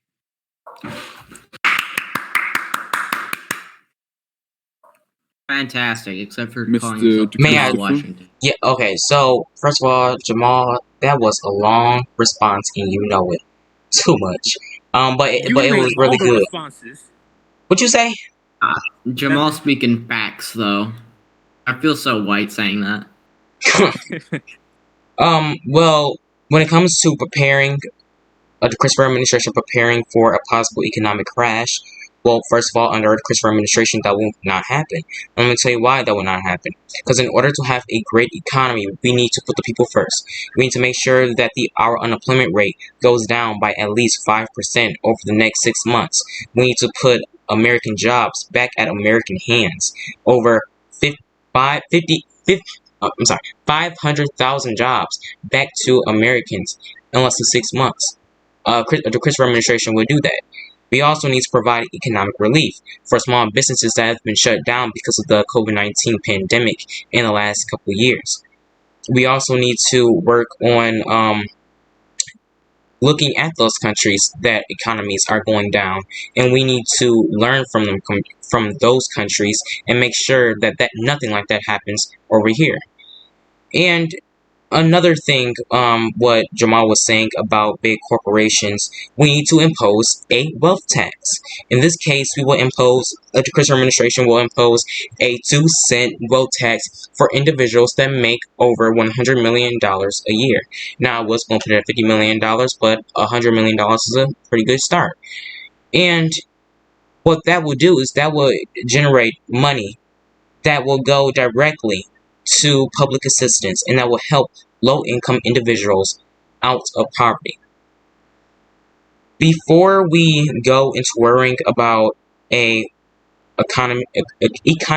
economic crash around this country, we first need to find the solutions to prevent our economy from crashing. And, many politicians that have been running for president in the past have stated their plans for building a big economy. And then when they get elected to the presidency, it's not a so much great economy. But under the Christopher plan, I can bet your butt that we will make sure that an economic crash will never happen, and that we will put the Americans first, and that we will make sure that our economic stance in the world is prominent and it is strong. Thank you. Thank you both for answering. I'd like to ask an additional question, which is in the vein.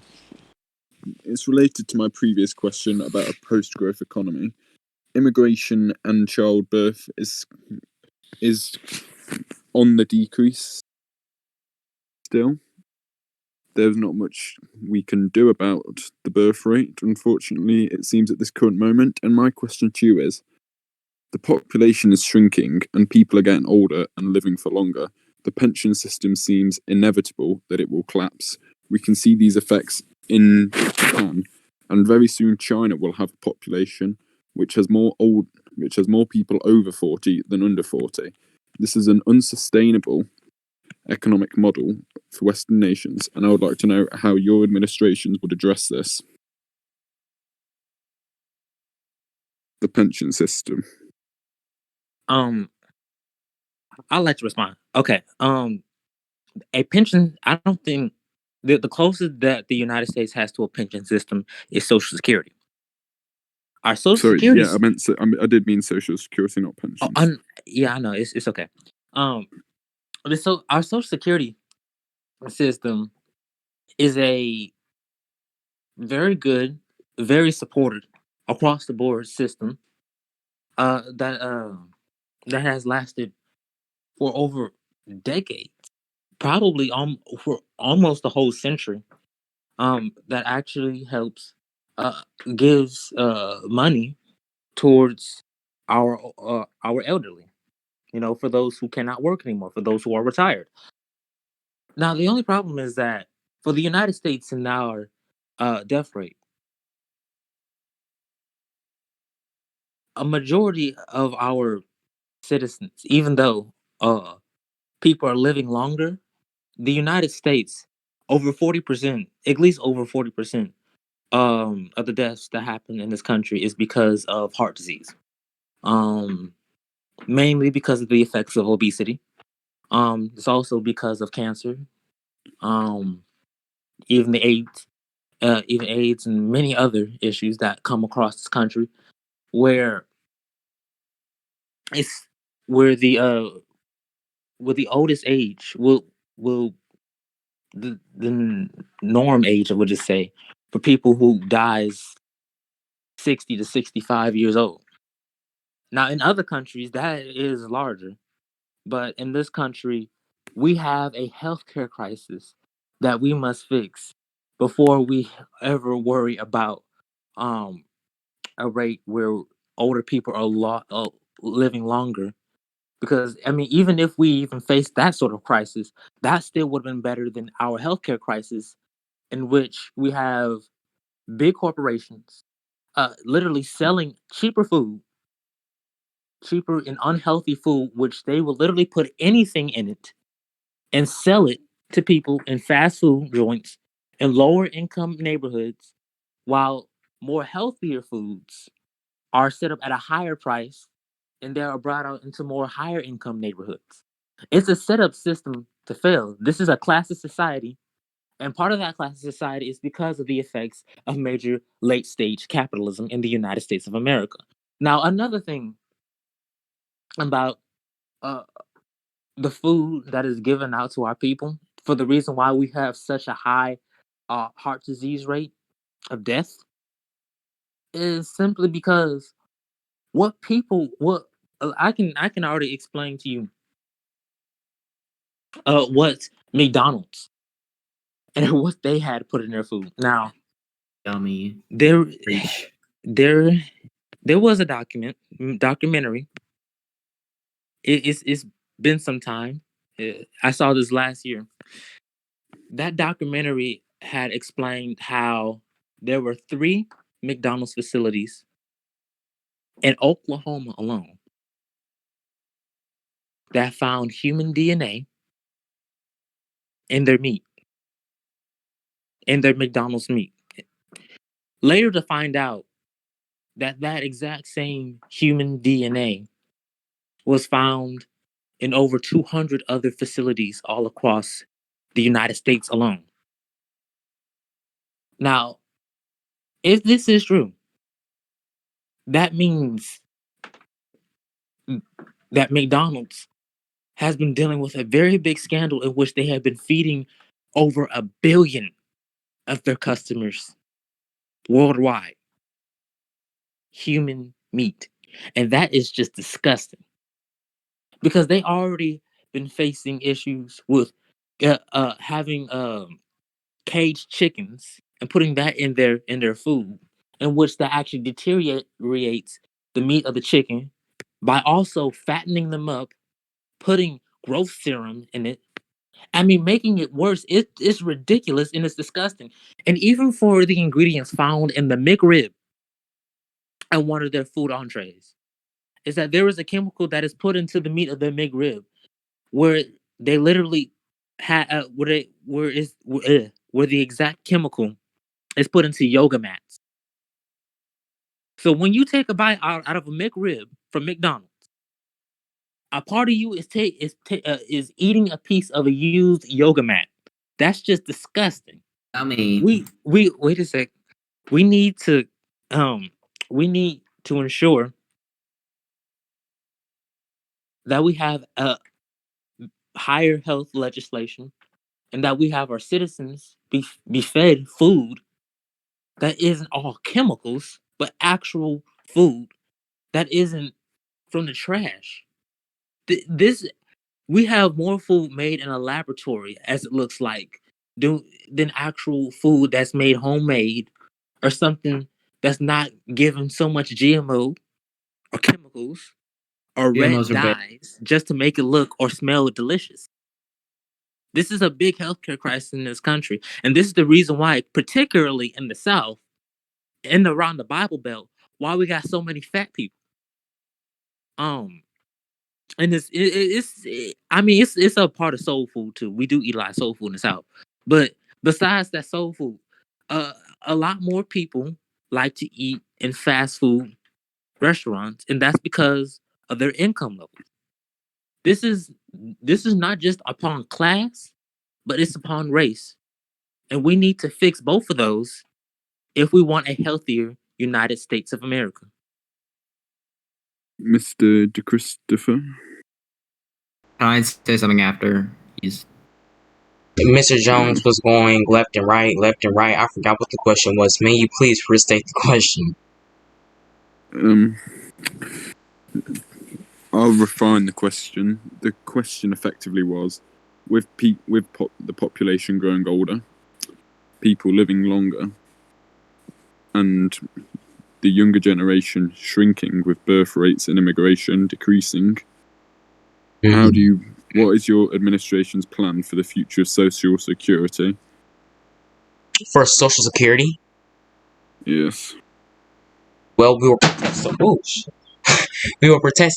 Security for senior citizens, especially those that have been cheated by the government, most likely the Trump administration, and those senior citizens that have not been able to receive the pensions that they are entitled to have. We have seen Social Security cuts for the past many years under a Trump administration. Not only a Trump administration, but also a Bush administration, and it is wrong. The fact that you can sit there and look someone over the age of 65 in the face and say, I appreciate you for contributing to our great American economy, and I appreciate you for working for over 30 to 40 years in the job that you had, but I will be cutting your Social Security. It's ruthless. It really is. And you cannot just do that. So the DiChristopher administration will make it known to those in the GOP and in Congress that we will protect Social Security in any bill or any piece of legislation that is targeted with cutting Social Security even by $1 will be rejected. I would also like to quickly... Oh, sorry. Hi. I would also like to give Mr. Jones a quick chance to respond, because I did slightly change my question. You clean something about McDonald's? Yeah. I'd just like to quickly state that GMOs are completely safe. Agreed. But not Very all cool. of them are. Not all of them are. Well, yeah, like not all of them, but like most, like GMOs are actually like could be a net positive. I did a unit on them. It was very cool. Anyway, Mr. Jones, Okay. would you like to answer the question any differently since I did refine it since I asked it to you? Oh, my apologies. Okay. Increase Social Security, and whoever is disagreement to it, F them. That's my response. Thank you. Thank you. Good job. I don't believe we have any more questions left tonight. Closing statements.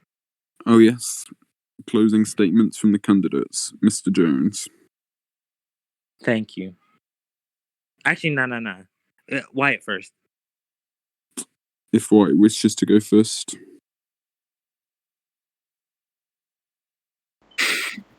Well, first of all, when I walked onto the stage, I was expecting only one candidate. Actually, I was expecting 4, but they didn't show up. And that should tell you that they are not running in this race for you. They are running in this race for political gain, and it is sad. Let's compare the candidates that are running for the Democratic nomination. How many of them actually have expertise in the issues that were presented today? Quick And note: the I issue. should point out that Harry Biden dropped out of the race earlier tonight after he left the debate and endorsed Mr. DiChristopher. Well, like he said, even the candidate that did decide to show up and participate today, that has actually been in this race for more than one day, dropped out and endorsed me because they know that I'm the best candidate running in this race in general, that is actually dedicated to campaign and to work for the American people nonstop. Now, no disrespect to Mr. Jones, but he decided to announce his candidacy 1 minute before this debate started so he can debate. Now, many might say that that is wrong, which I agree, and some might say that they have no issue with it. But it is a big issue. Let me tell you why it's a big issue. That he announced his campaign 1 minute before this debate, and he did not campaign not once for the American people. He did not introduce a plan at all. And while he was up here arguing with me on a couple issues earlier in this debate, issues that are crippling Americans most, and different aspects on how a Jones administration would handle it and how a DiChristopher administration would handle it, he was claiming that he knew all about the area. Yet, again, your plan, even if you did have a platform, is a PowerPoint, and it's sad. Now, Mr. Jones, I know after this you're going to attack me on a lot of things, but let's be real here. You're running for political gain. Or simple yet, you're running so you could have participated in this debate. And it is sad. Whereas someone like me been in this race for days, and I've actually campaigned with the people in Philadelphia, in Pittsburgh, and I've actually sat there and talked with single mothers who children are hungry because they are low income families and they are living in low income households. Yet, again, Mr. Jones decided to join this race last minute. But aside from that, America, I hope and pray that you have made your choice on who you will support for the Democratic nomination. And I am hoping and praying that you have decided who you would like to support for president in the general election. What's important is that we have a person in the White House who already has their ideas written down, including legislation targeted with helping the American people, boosting our economy, bringing back American jobs back to Americans, and providing for low-income families and lifting them out of poverty. It is very important that we have someone in the White House who, again, has the expertise and the knowledge on stuff that's happening in this country. Now, Mr. Jones attacked me earlier that I was just an attorney general from New York, yet I have written the most pieces of legislation in New York State, and actually in any attorney general in a state, regarding criminal justice reform and helping our youth. Mr. Jones, you have not. In fact, you have not written a bill at all. Well, to be fair, this is a new server, but still. And it's sad that he, sits here and he tries and acts like that he is for the American people when he is not. Because if you were, you would have joined this race days ago. If you were, the first thing that you would have did was campaign for the people. Go out there and say, hi, my name is Jamaal Jones. I'm running for President of the United States, and I'd like to help you when I'm in the White House. How can I help? How can I make sure that you can live a better life? How can I ensure that my presidency will help you live the American dream, but you have not? So as I end my closing statement, ladies and gentlemen, think. Think about who you think is more determined, more experienced, more mindful, and someone who has more than a heart, but a sense of character to lead in the White House. Thank you. And I would like to thank every last single person who tuned into this debate, because this was a very important debate, and I cannot wait to see what the last outcome is going to be. Mr. Jones, your closing statement? Yes. baby. Okay, so I want to thank everyone for this great chance to debate. For one thing that I was referred to, being attacked relentlessly, was that I'm after this debate I'm going to attack my opponent. No, I'll have better things to do, like speaking to the American people, than wasting my time talking about anyone who preferably is the name Wyatt DiChristopher. You're not that important on my list. Now, about the things that were said about me before I even go to my statement to the people is this. First of all, as the job of a state attorney general, they don't write legislation. They don't write bills of legislation because they are not legislators. Just like I was not a legislator when I was the assistant secretary of labor, or when I was the labor If you were secretary. smart enough, you would know I that mean attorney generals actually can write bills the regarding union to president criminal justice reform, of the IBEC. and that is a fact. There's been a lot of attacks that's been going here tonight, but there's also been actual plans brought out here. There was no restriction. There was no rules that said that I couldn't apply at any time to run for president. It's more of a And sense. I applied at the time now, so the people can hear me, can hear my voice, can hear my stances on policy before I actually make a stance. You're running for political gain. It's sad. Know what I stand by.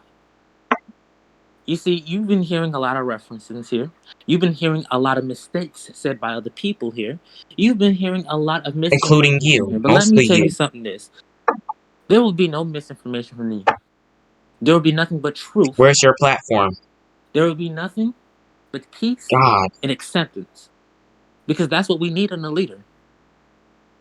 That's what we need in the future of the person to lead this country, is to worry about what's going on with the people so we can have a true populist voice for this country. Can We be a have true people populist voice if dying you're not experienced. day Where's by your day. platform? You don't have And a plan here, for the American people. for here in this debate, we did more arguing than we did actual policy debating You did more upon. arguing. We need to set that aside and actually worry about the American people.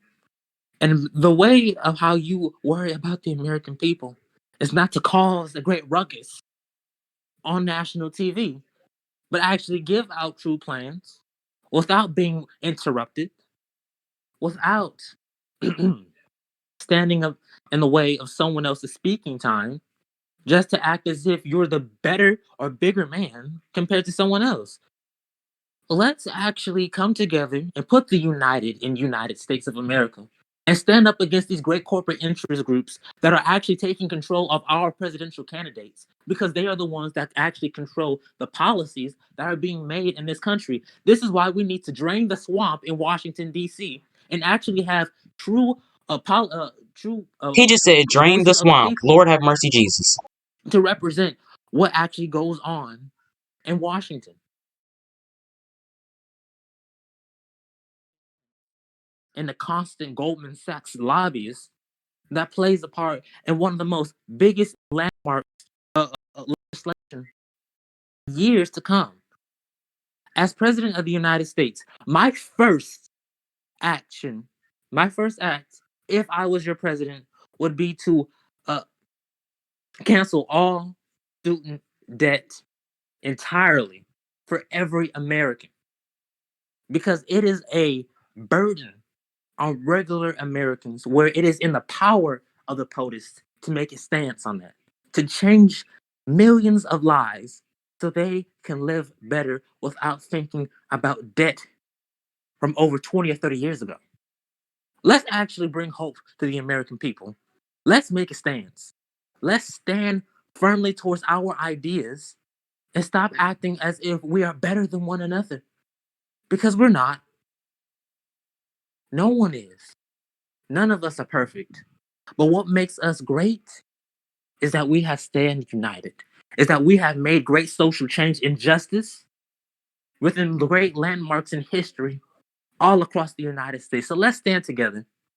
Let's make our voices heard. Let's vote for difference. Let's vote for change. Let's vote for progress.